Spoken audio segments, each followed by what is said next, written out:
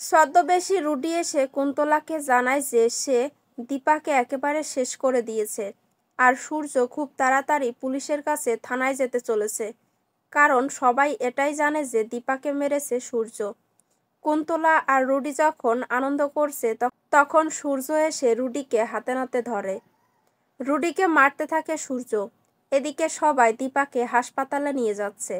তখন সূর্য সবার সামনেই রুডির মুখ থেকে মুখোশটা খুলে ফেলে।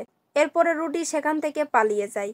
পুলিশ রুডিকে ফলো করে কিন্তু রুডিকে ধরতে পারে না। এরপরে দীপাকে হাসপাতালে নিয়ে আসা হয়। ডাক্তার জানায় যে দীপার অবস্থা খুবই খারাপ। দীপার অপারেশন করার জন্য একজন হার্ট সার্জন দরকার, যেটা এই মুহূর্তে অ্যারেঞ্জ করা কোনোভাবেই সম্ভব হচ্ছে না, কারণ নামকরা সব ডাক্তাররা অনেক দূরে রয়েছে।